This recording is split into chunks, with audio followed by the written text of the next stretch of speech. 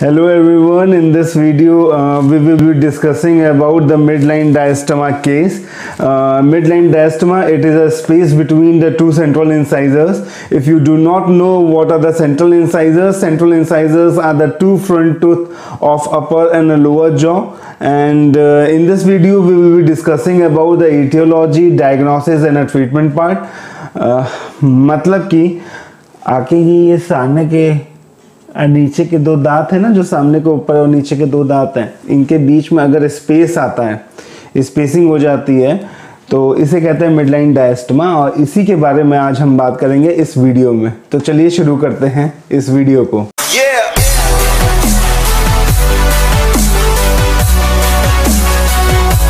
Hello everyone, welcome back to my channel in the dental traveller vlog. आप सभी का बहुत बहुत स्वागत है मेरे इस चैनल पे। और मेरा नाम है doctor Rahul Tripathi, BDS as well as MDS in prosthodontics and implantology. If you are watching my video first time तो वीडियो के नीचे है एक लाइक बटन, उसको प्रेस कर दीजिएगा। उसी के बगल में है एक सब्सक्राइब बटन, उसको भी सब्सक्राइब कर दीजिएगा। मेरे चैनल को सब्सक्राइब करने के बाद आपको एक घंटी जैसा बेल आइकन दिखाई देगा, उसको प्रेस करने पर क्या होता है, जो भी मैं वीडियो अपलोड करूंगा उसका नोटिफिकेशन आप तक पहुंच जाएगा।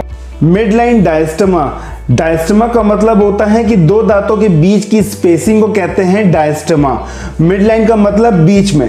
इस पिक में आप देख रहे होंगे जो हमारे सामने के दो दांत होते हैं जिसे बोलते हैं सेंट्रल इंसाइजर, ऊपर और नीचे के, इन दोनों दांतों के बीच में स्पेसिंग आ जाती है। अगर ये दो दांत दूर दूर हो जाते हैं तो बीच में स्पेसिंग आ जाती है, तो इसी को कहते हैं मिडलाइन डायस्टमा। जानते हैं क्या कारण होता है मिडलाइन डायस्टमा बनने का?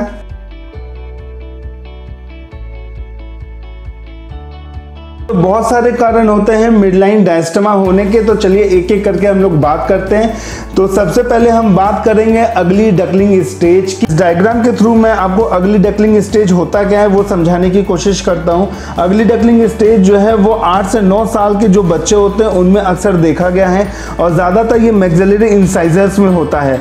जब आपका परमानेंट कैनाइन, जब ये कैनाइन जो है वो जब इरप्ट करता है, तो जब कैनाइन इरप्ट करता है वो जो लेटरल इंसाइजर्स की जो रूट होती है उस पर प्रेशर देता है। जब रूट पे प्रेशर देता है तो जो लेटरल इंसाइजर्स का जो रूट होता है वो मीजियल की तरफ ड्रिफ्ट कर जाता है, और जो क्राउन पोर्शन है वो डिस्टल की तरफ ड्रिफ्ट कर जाता है, और जिसके कारण जो दो सामने के सेंट्रल इंसाइजर्स होते हैं उनके बीच में स्पेस क्रिएट हो जाता है। लेकिन ये सेल्फ करेक्टिंग माल ऑक्लूजन है, अपने आप ही ठीक हो जाता है। जैसे जैसे कैनाइन इरप्ट होता है, जैसे जैसे कैनाइन बाहर की तरफ निकलता है, अपने आप ही जो है जो सामने के दांत होते हैं उनमें क्लोजिंग होने लगती है, अपने आप ये ठीक हो जाता है। दूसरा कारण होता है imperfect fusion at the mid line, मतलब कि जब डेवलपिंग स्टेज होती है, जब हमारा मैक्सिला बन रहा होता है, जब हमारा जबड़ा बन रहा होता है, तब क्या होता है कि जो प्री मैक्सिला होता है मिड लाइन की तरफ उसका फ्यूजन अच्छे से नहीं होता है, इनकरेक्ट होता है, सही से प्री मैक्सिला जुड़ नहीं पाता है, जिसकी वजह से मिड लाइन डायस्टमा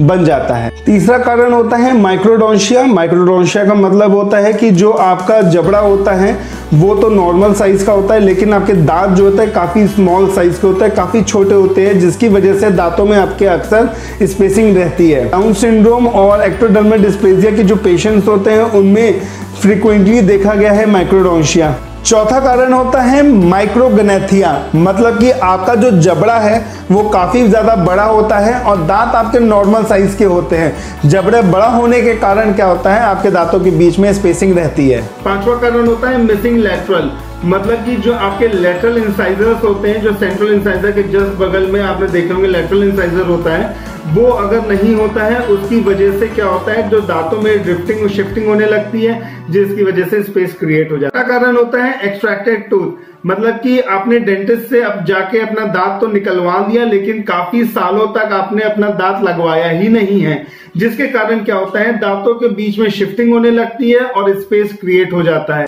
सातवां कारण होता है रिटेन डेसिडुअस टूथ, मतलब कि जो दूध के दांत होते हैं वो गिरे नहीं हैं और पक्के दांत आ गए हैं, जिसके कारण बीच में स्पेस क्रिएट हो जाती है। इस पिक में आप देख रहे होंगे कि दो दांतों के बीच में एक दांत प्रेजेंट है जो कि इरप्ट नहीं हुआ है, इसे कहते हैं मीजियोडेंस। ये भी एक कारण होता है। एबनॉर्मल लेबियल फ्रीनम, मतलब कि लेबियल फ्रीनम होता क्या है, जब अपने आप अपर लिप को लिफ्ट करेंगे, उठाएंगे तो एक अटैचमेंट दिखाई देता है मसल्स का, उसे कहते हैं लेबियल फ्रीनम। वो अगर थिक और फ्लैशी फाइब्रस अटैचमेंट होता है, अगर वो काफ़ी ज़्यादा मोटा होता है तो उसकी वजह से क्या होता है, दो जो सेंट्रल इंसाइजर्स होते हैं उनके बीच में गैपिंग आ जाती है। सामने के दांतों में कोई सिस्ट बना है या ट्यूमर है या ओडोंटोम है, उसके कारण भी मिड लाइन डायस्टेमा हो जाता है। अगर बच्चे को थंब सकिंग या टंग थ्रस्टिंग की आदत है तो उसकी वजह से भी मिड लाइन डायस्टेमा हो जाता है। उसमें क्या होता है कि जो आपके एंटीरियर टूथ होते हैं वो काफी ज्यादा प्रोक्लाइन हो जाते हैं, बाहर की तरफ हो जाता है, जिसके कारण दो दांतों के बीच में स्पेस क्रिएट हो जाता है। चलिए अब बात करते हैं डायग्नोसिस की।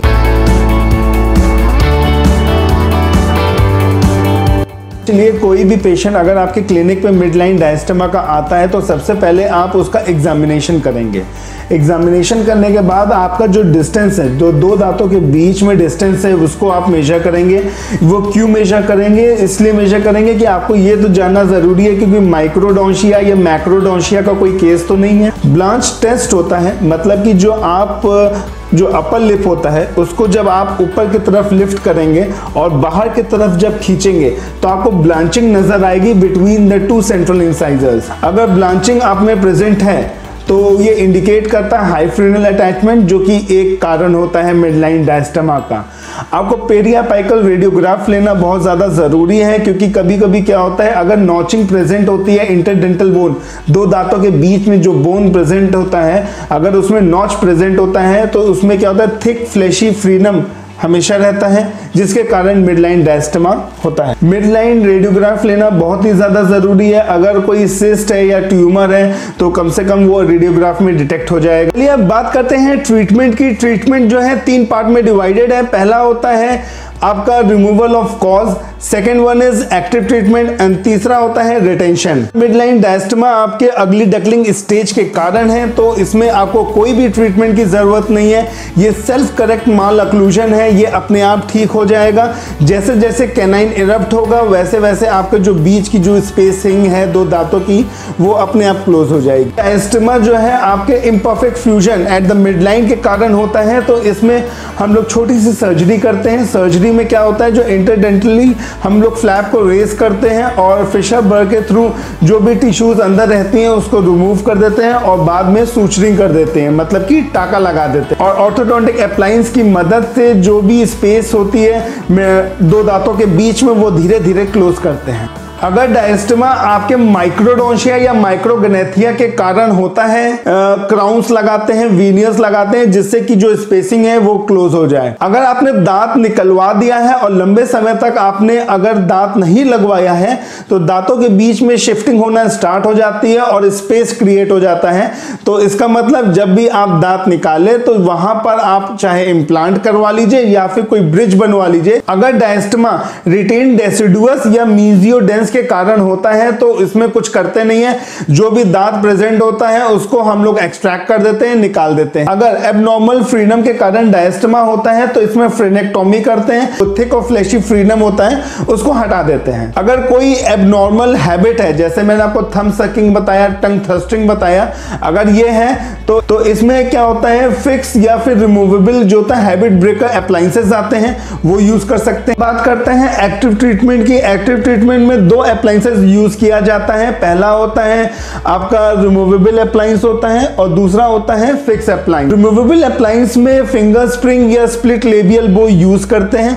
फिंगर स्प्रिंग जो होता है दो सेंट्रल इंसाइजर के डिस्टली प्लेस करते हैं और जो स्प्लिट लेबियल बो है वो जनरली 0.7 mm का जो स्टेनलेस स्टील वायर होता है उससे बनता है। जहां तक कि फिक्स अप्लायंस की बात करें उसमें ब्रैकेट्स और वायर्स लगाए जाते हैं, इलास्टिक बैंड्स लगाए जाते हैं, स्प्रिंग लगाते हैं, जिससे कि क्या होता है वो फोर्स अप्लाई करता है दांतों, धीरे धीरे जो है वो जो स्पेस होती है वो क्लोज हो जाती है। होता है रिटेनर।